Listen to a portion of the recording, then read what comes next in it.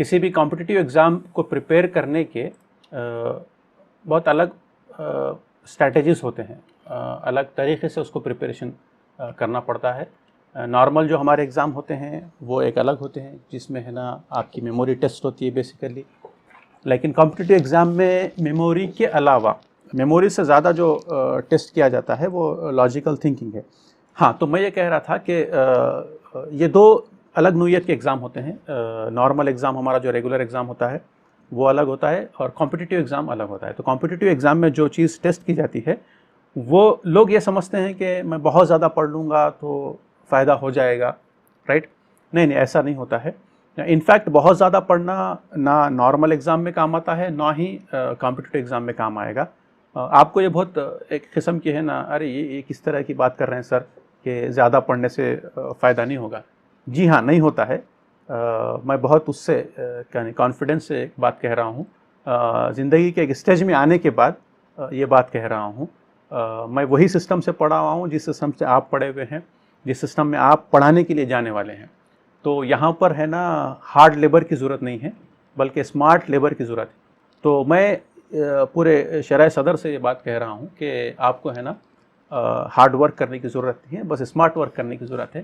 तो यही वजह है कि आज मैं आपसे है ना इस सेशन में लाइव हूँ, और इसके लिए मैं शाहिद भाई का बहुत मशकूर हूँ, नन्ही गिलहरी फाउंडेशन का मशकूर हूँ कि उन्होंने मुझे फिर एक मौका दिया कि आज के सेशन में हम 3 सवालात पर गौर करेंगे। मैं सवालात कहता हूँ। नंबर 1 सवाल जो है वो कहाँ से हमें स्टार्ट करना चाहिए, यानी हमारी प्रिपरेशन को कहाँ से स्टार्ट करना चाहिए।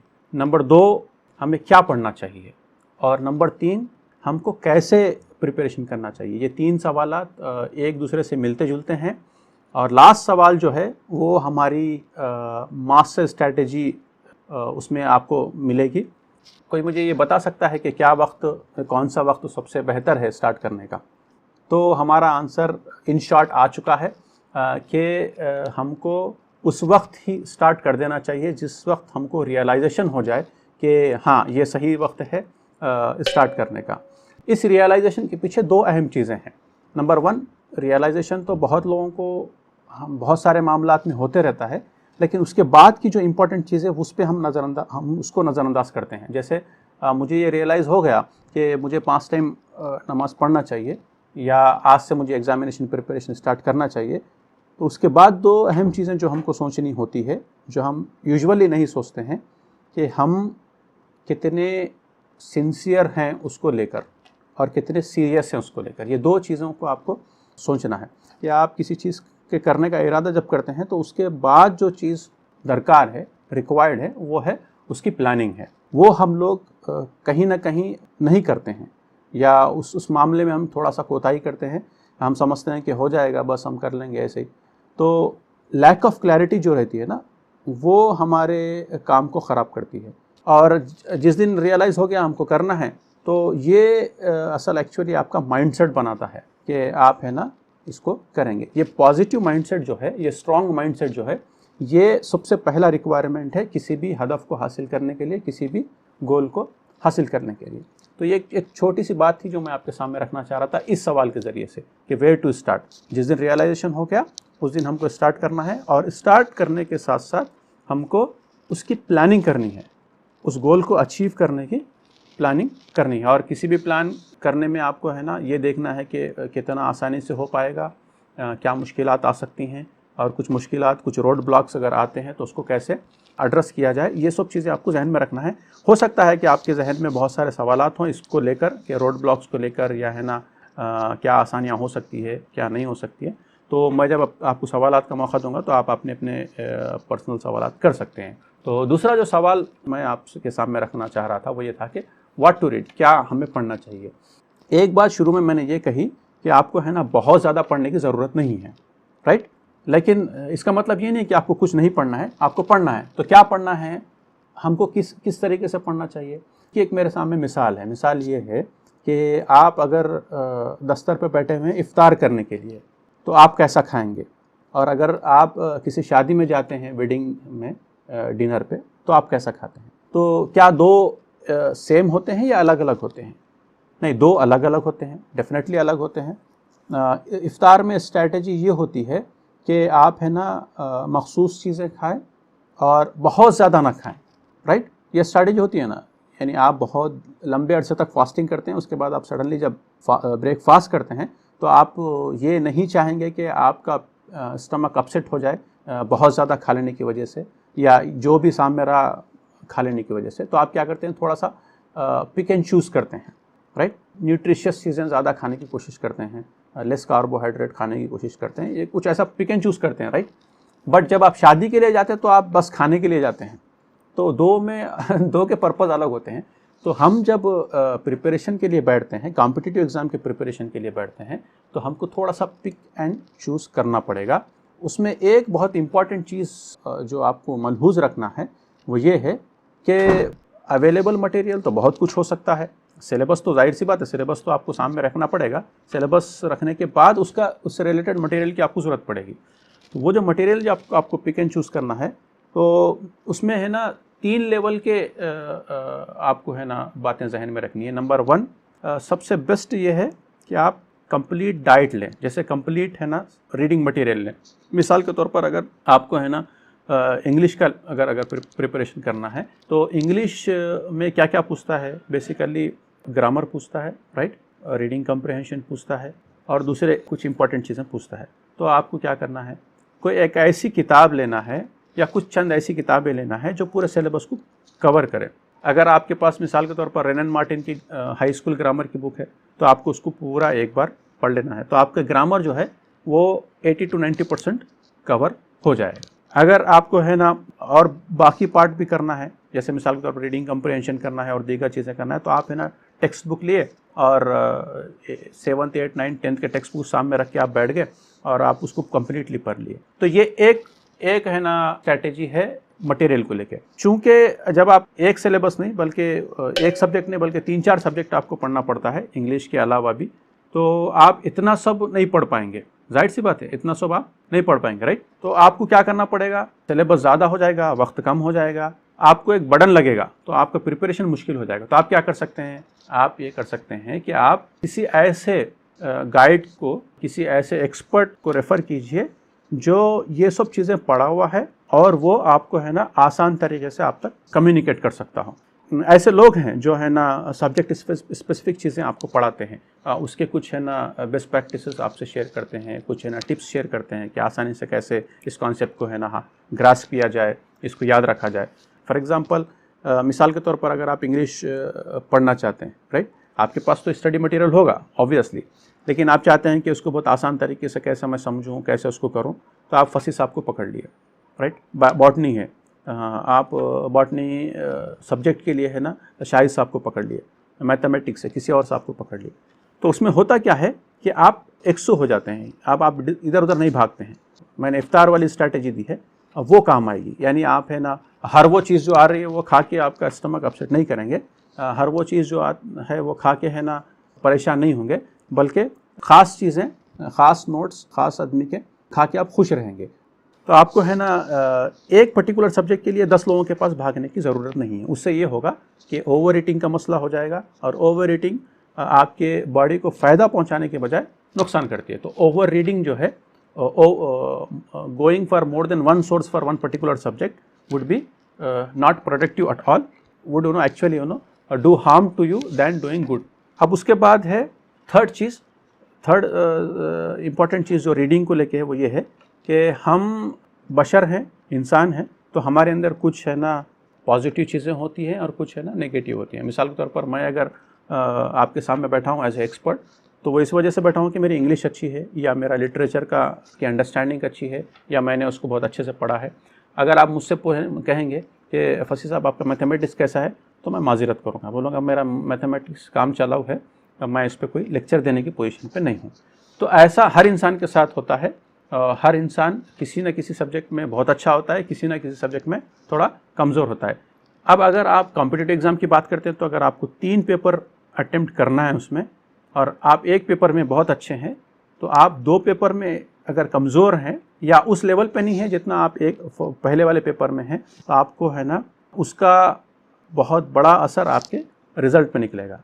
आपको वो 2 पेपर पे फोकस करना पड़ेगा, आपको उस 2 पेपर को इस लेवल तक लेके आना पड़ेगा जहाँ तक आप है ना बहुत अच्छे लेवल पे उसके मार्क्स है ना टोटल में ऐड हो सकें। तो इसके लिए क्या करना पड़ेगा, पहले आपको आइडेंटिफाई करना पड़ेगा कि कौन से पेपर में आप थोड़ा वीक हैं, और जिस पेपर में वीक है उस पर आपको है ना दूसरे पेपर के मुकाबले में 1-आधा घंटा ज़्यादा देना पड़ेगा। उससे क्या होगा, ओवरऑल बैलेंस होगा, तो आपका ओवरऑल जो प्रिपरेशन है वो बहुत अच्छा होगा। तो ये 2-3 चीज़ें आपके सामने मैं रीडिंग से रिलेटेड रखा था, और उसके बाद मैं आगे बढ़ते हुए how to prepare for your competitive exam पे अब बात करूँगा।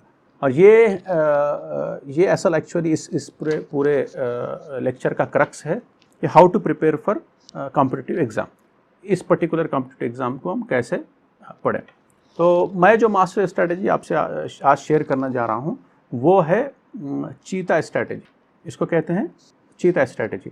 ये स्ट्रैटेजी मैंने खुद डेवलप की है और ये मैं खुद फॉलो करता हूँ मेरी अपनी ज़िंदगी में, जिसकी वजह से मुझे बहुत सारी है ना कामयाबी मिली है। ऑब्वियसली कामयाबी के पीछे बहुत सारी वजूहात होती हैं, लेकिन उसमें एक वजह ये है कि आप कितना इंटेलिजेंटली प्रिपेयर करते हैं। बाकी लोगों की दुआएं भी होती है, आपकी मेहनत भी होती है और बहुत सारी दीगर चीज़ें होती हैं, लेकिन उसमें जी हाँ, तो उसमें एक इम्पॉर्टेंट चीज़ जो है वो है आप कितना इंटेलिजेंट तरीके से प्रिपरेशन करते हैं।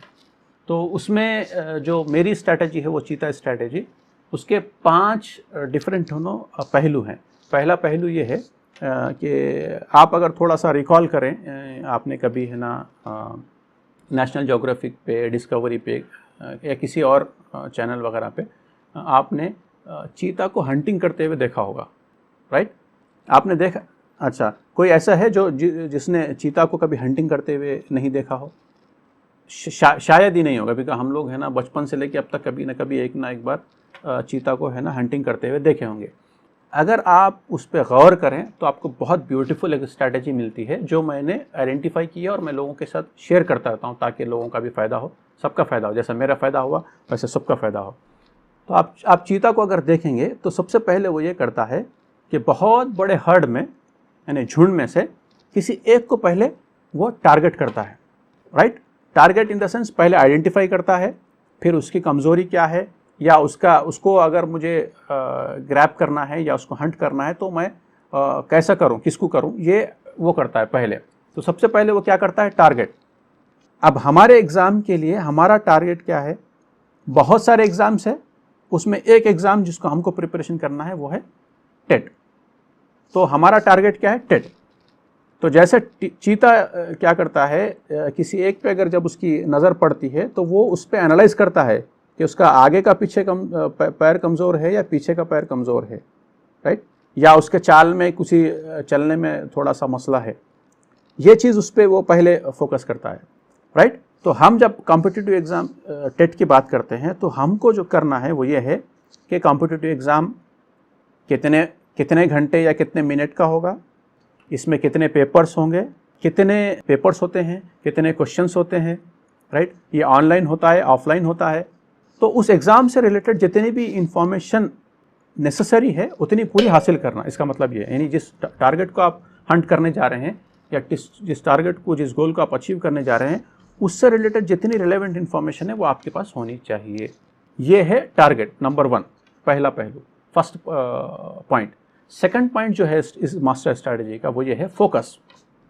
फोकस का मतलब अगर आप देखिए कि चीता ने उस टारगेट को आइडेंटिफाई कर लिया, उसकी कमज़ोरी को आइडेंटिफाई कर लिया, राइट?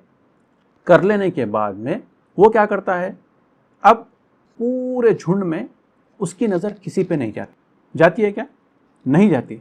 चाहे वो झुंड 100 का हो, 1000 का हो, 10,000 का हो, वो सिर्फ और सिर्फ अपने टारगेट पर नज़र रखता है। उसे हम कहते हैं फोकस। उसे बाकी कोई चीज़ उस पर असर नहीं करती है, चाहे हवा का तेज़ होना हो, चाहे किसी और जानवर का वहाँ से गुज़रना हो, किसी भी किस्म की और चीज़ डिस्ट्रैक्शन से वो अपने आप को दूर रखता है और अपने टारगेट पे नज़र रखता है। तो ये काम आपको करना है। क्या करना है? आपको टेट अगर पास करना है तो आपको टेट पे कंप्लीट फोकस रखना है, राइट? उसमें आपका मोबाइल यूज़ है, आपका फैमिली दूसरे चीज़ें हैं, आपके फ्रेंडशिप है, आपके बहुत सारे दीगर चीज़ें हैं जिस पे आपको है ना क्या करना है, कट डाउन करना है जी। तो ये बाकी जो चीज़ें हैं उसको है ना पूरों को कट डाउन करके आपकी नज़र सिर्फ और सिर्फ है ना टेट पे होनी चाहिए, राइट। ज़िंदगी में बहुत सारे काम ज़रूरी होते हैं, इसमें कोई दो राय नहीं है, लेकिन आपको टेट को अगर प्रायोरिटी में लाना है, टेट अगर आपको निकालना है, आपको टीचर बन जाना है, तो आपको वो चीज़ को है ना प्रायोरिटी में ला के उस पर कंप्लीट फोकस करनी है। ये आपको सेकंड अहम चीज़ करनी है। पहले identification of target, second focus on that. Third चीज़ जो है वो है स्टडीनेस, यानी इस्तिकामत जिसको कहते हैं हम लोग। अब आपने टारगेट आइडेंटिफाई कर लिया है, आप फोकस हो चुके हैं, तो आपको क्या करना है, स्टडी होना है।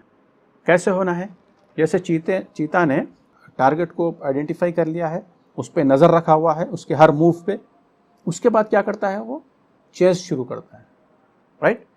उसको पकड़ने के लिए वह दौड़ता है। अब उसकी दौड़ में आप देखेंगे कि चाहे वो 60 की स्पीड से जाए या 90 की स्पीड से जाए, क्या वो गिर जाता है, क्या वो लड़खड़ाता है, नहीं। हाँ, स्टेडीनेस उसके अंदर होती है। तो वो स्टेडीनेस हमारे अंदर भी आनी चाहिए। हम अगर प्रिपरेशन कर रहे हैं और हमने देख लिया कि हमारे पास 3 महीने मौजूद हैं, तो हमको उस 3 महीने तक मुस्तकिल उसके पीछे लगे हुए रहना है। चाहे कुछ भी हो जाए, हमको हर दिन मुकर्ररा वक्त पे काम करना है अपने गोल को अचीव करने के लिए। ये है third important point of the master strategy. Fourth important point क्या है, जैसे मैंने कहा कि आपको है ना किसी भी हदफ को हासिल करने के लिए उसकी प्लानिंग करनी पड़ती। तो प्लानिंग में क्या है, आप 3 महीने में कितना पढ़ सकते हैं, ये आपका रियल टाइम एस्टिमेट होना चाहिए, राइट। फसी साहब 3 महीने में कितना पढ़ पाएंगे, शाहिद साहब 3 महीने में कितना पढ़ पाएंगे, है ना, फला तबस्सुम कितना पढ़ पाएंगे, फला नाजिया कितना पढ़ पाएंगे, ये सब की अपनी है ना शख्सी सलाहियत पे मुनहसर करता है। आप कितना पढ़ सकते हैं ये आपको डिसाइड करना है। सबकी अपनी काबिलियत है, तो उस हिसाब से आपको डिसाइड करना है कि 3 महीने में मैं कितना पढ़ पाऊँगा और हर पेपर में कितना पढ़ पाऊँगा। ये आपके पास बहुत ही क्लियरली डिफाइन होना चाहिए। अगर एक सब्जेक्ट में 10 डिफरेंट टॉपिक है, तो आपको 10 डिफरेंट टॉपिक को कैसा 3 महीने में कवर कर सकते हैं, और उसको कवर करने के लिए आपको महीने में कितना पढ़ना पड़ेगा, हफ्ते में कितना पड़ेगा, दिन में कितना पढ़ना पड़ेगा, ये आपको रियल टाइम समझना होगा, ठीक है। समझ के आपको डेली वाइज एक यूनिट में से एक टॉपिक अगर आप कर पा रहे हैं तो वो नोट करना है। ये है प्लानिंग बेसिकली, राइट। और आप उस प्लानिंग में शामिल क्या है कि एक हफ्ता पढ़ेंगे, तो हफ्ते के बाद फिर 7th डे पे आप एक टेस्ट भी कर लेंगे अपना कि हाउ यू आर प्रोग्रेसिंग। तो ये जो है एक इम्पॉर्टेंट चीज़ इसमें यह है कि जितना स्मॉलर आपका टारगेट है उतना अचीवेबल वो है। आप 3 महीने का तो आप पूरा प्लान करते हैं, लेकिन आप ये मत सोचिए कि आपको पूरा 3 महीने का पढ़ना है। आपको ये सोचिए कि सिर्फ आपको आज क्या पढ़ना है, बस हर दिन जीना है अपने को। आपको 1 साल नहीं जीना है, आपको 10 साल नहीं जीना है, आपको 10 साल नहीं पढ़ना है, बल्कि डेली कितना पढ़ना है, डेली का आप टारगेट सामने रख लीजिए। बस वो जैसे हम सुबह उठ के बोलते हैं आज क्या पकाना है या क्या खाना है, तो वैसे आज क्या पढ़ना है और क्या समझना है, बस उतना लेवल का आप माइन्यूट प्लानिंग कर लेना है आपके हर सब्जेक्ट में। ये थी fourth point of the master strategy. और फिफ्थ और इम्पॉर्टेंट पॉइंट ये है जी, हाँ, तो फिफ्थ पॉइंट जो है हमारी स्ट्रेटजी का वो है सप्लीमेंट।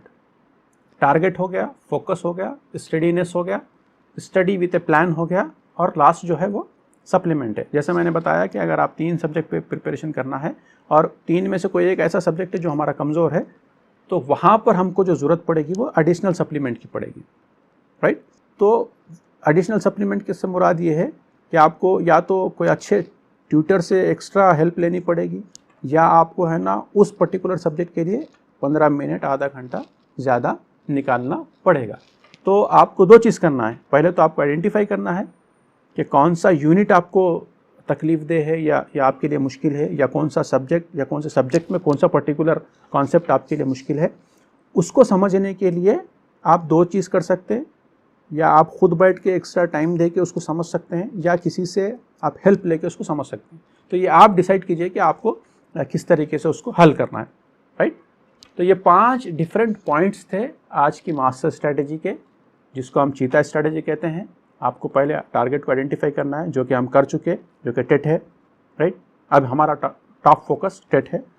सेकंड फोकस यानी हमको पूरे डिस्ट्रैक्शंस को अवॉइड करना है। जो भी चीज़ हमारे इस गोल को अचीव करने में डिस्ट्रैक्ट कर सकती है, उन सब को अवॉइड करना है। अवॉइड करने से मुराद हम कंप्लीटली है ना उसको है ना क्या बोलते हैं, कट ऑफ नहीं कर सकते हैं। जैसे मिसाल के तौर पर मैं हूँ और मेरे 3 बच्चे हैं, एक अदद बीवी है, तो मैं अगर यहाँ पढ़ने बैठा तो जाहिर सी बात है चारों में से कोई ना कोई एक आके मुझे डिस्टर्ब करेगा। तो सवाल ये है कि क्या मैं इनको कंप्लीटली अवॉइड कर सकता हूँ? नहीं कर सकता हूँ। As a responsible human being मैं नहीं कर सकता हूँ। लेकिन मैं ये ज़रूर कर सकता हूँ कि मैं मेरी बीवी को समझा दूँ, मैं मेरे बच्चों को समझा दूँ, बेटे मुझे एक आधा घंटा आप दे दीजिए, उसके बाद अपन खेल लेंगे, हम इंजॉय करेंगे। तो ये पॉसिबल, ये हम इसको कहते हैं मैनेजिंग, डिस्ट्रैक्शन को मैनेज कर लेना। कुछ चीज़ें हम कंप्लीटली कट कर सकते हैं। जैसे मिसाल के तौर पर मैं अगर आधा घंटा फोकस करके पढ़ना चाह रहा हूँ, तो मैं अपने फ़ोन को एरोप्लेन मोड पे या साइलेंट करके बाजू को रख सकता हूँ। तो कुछ ऐसे डिस्ट्रैक्शंस हैं जिसको मैं कंप्लीटली क्लोज कर सकता हूँ, और कुछ ऐसे हैं जिसको मैं ह्यूमन वे में उसको है ना मैनेज कर सकता हूँ। तो ये आपको करना है। थर्ड जो थी स्टडीनेस है, यानी आपको है ना, अगर आप डिसाइड करें कि 3 महीने प्रिपरेशन करना है, तो 3 महीने आपको उसको लग के रहना है। आपने डिसाइड किया कि मैं हर हफ्ते पढ़ूंगा, तो आपको हर हफ्ते पढ़ना है। आपने डिसाइड कर लिया कि मैं हर दिन पढ़ूंगा और हर हफ्ते एक एग्ज़ाम करूंगा, तो आपको वो करना है। That is what steadiness is. Fourth वाला पॉइंट ये है कि आपको ओवरऑल प्लान को है ना छोटे छोटे स्मॉलर पार्ट्स में एवरीडे डोज में कन्वर्ट करना है, राइट। एवरीडे पैकेज में उसको स्टडी को कन्वर्ट करना है। और फिफ्थ वाला जो है कि जो सब्जेक्ट में आपको थोड़ा कमज़ोरी है, जिस सब्जेक्ट के किसी यूनिट में अगर कमज़ोरी है, तो आपको उसको दो तरीके से आप हल कर सकते हैं। उसके लिए किसी एक ख़ास आदमी से, आप एक्सपर्ट से उस हेल्प लेके उसको समझ सकते हैं, और उसको है ना ज़्यादा वक्त दे के समझ सकते हैं। तो जो भी हो आप कर सकते हैं। तो ये आज की मास्टर स्ट्रैटेजी थी।